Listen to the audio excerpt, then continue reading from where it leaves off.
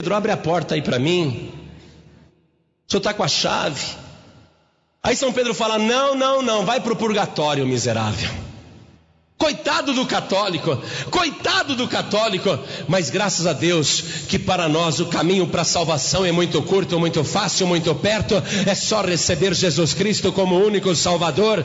Quem crer em Jesus será salvo. Eu sou o caminho, a verdade e a vida, e ninguém vem ao Pai a não ser por mim. Eu quero ler só para a gente ir concluindo esta mensagem aqui. E eu só estou entrando nessa mensagem por causa da notícia da Folha de São Paulo, que eu achei sensacional. Mais de 500 mil exemplares pregando a salvação. Agora, como é que fica esse monte de católico que foi para o purgatório, que ficou pagando missa de 7º dia, que ficou batizando o nenê, que ficou no limbo? Como é que fica esse monte de católico que foi para o inferno, que ficou acreditando em santos e etc e tal? Porque agora eles vão ter que esclarecer o restante das questões. Eu só estou entrando nesse assunto por causa dessa matéria que conclui dizendo assim: então, ambas as partes passam a professar que a igreja protestante nunca professou nada diferente. Preste atenção, quem está voltando, começando a voltar, porque não voltou ainda, tem muita coisa para corrigir, é a igreja católica. E eu estou falando de uma notícia da Folha de São Paulo. Muito bem. Quer saber a data para você poder ler a hora que você quiser? 19 de setembro de 1999. Para ler aqui, ó. Excomungar o Lutero. Esse é um herege. Esses protestantes são herege. Eles não acreditam em Maria. Queima na fogueira. Durante a Inquisição queimaram milhares e milhares de evangélicos, de cristãos na fogueira. Mataram muita gente. Agora estão vindo aqui e admitindo. E como é que fica o restante das coisas? Vamos lá. Ambas as partes passam a professar que a salvação decorre da graça de Deus e não das boas obras. Só se chega à salvação pela fé. Falta eles dizerem fé em quem? Fé em Pedro? Fé em Maria? Fé no Papa? Falta eles dizerem que chega a salvação pela fé em quem? Porque só existe um jeito de uma pessoa chegar à salvação: pela fé. Não adianta ter fé em qualquer santo, nem em qualquer apóstolo, nem em Maria, nem em ninguém. A palavra que Jesus proferiu é muito clara. Vamos ver comigo lá em São João, no capítulo 17, quando Jesus estava para ser preso, e ele faz uma oração pelos discípulos, ele faz uma oração ao Pai. O capítulo 17 de João é uma bela oração do Senhor Jesus, mas eu só quero ler o início. Está escrito assim, olha: Jesus levantou os olhos dos céus e disse: Pai, é chegada a hora, glorifica teu filho, para que também o teu filho te glorifique a ti, assim como lhe deste poder sobre toda a carne, para que dê a vida eterna a todos quantos lhe deste, e a vida eterna é esta. Circule bem grande aí, circule São João capítulo 17 versículo 3, Jesus orando ao Pai e dizendo: e a vida eterna é esta, que conheçam a ti só, por único Deus verdadeiro, e a Jesus Cristo, a quem enviaste. Jesus, o único Salvador, Jesus, o único que leva para a vida eterna. A salvação é pela fé, mas é só pela fé em Jesus e no único e verdadeiro Deus. Não existe outro intermediário. Pode esquecer todas as outras coisas, tomar, ora a Deus para que a Igreja Católica conserte tudo o que está errado, mas ela não continuará salvando na condição em que ela está.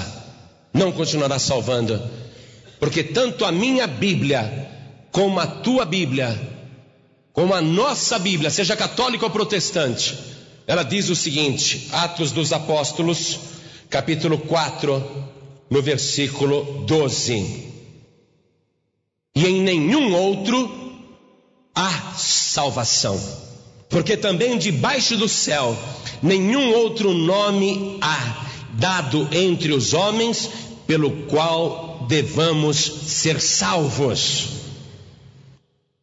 Isso está na minha Bíblia e na Bíblia Católica. Maria não vai rogar por você nunca. Pedro não vai abrir porta nenhuma para você. Quem abre a porta para você é aquele que disse: eu sou a porta, quem entrar por mim salvar-se-á e sairá e achará pastagens. A porta que se abre, a porta que salva tem nome, é Jesus Cristo, não é Pedro. Pedro não abre nada.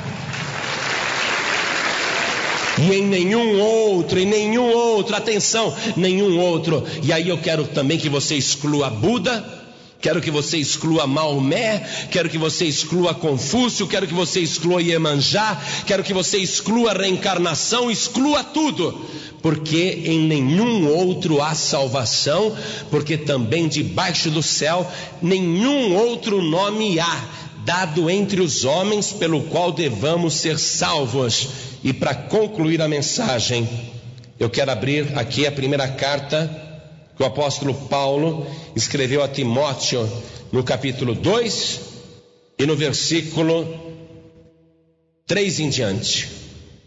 Circule bem isso, circule, grave bem isso, porque isto é bom e agradável diante de Deus, nosso Salvador, que quer que todos os homens se salvem e venham ao conhecimento da verdade.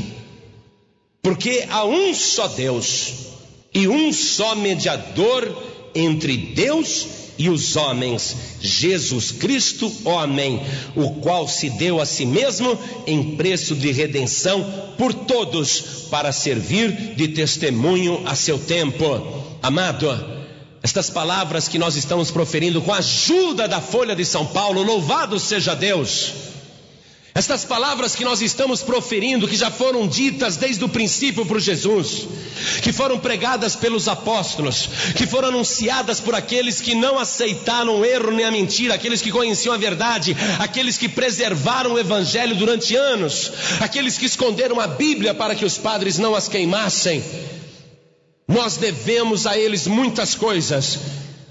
Durante muito tempo a Bíblia foi perseguida, os padres diziam que quem lia a Bíblia ficava louco.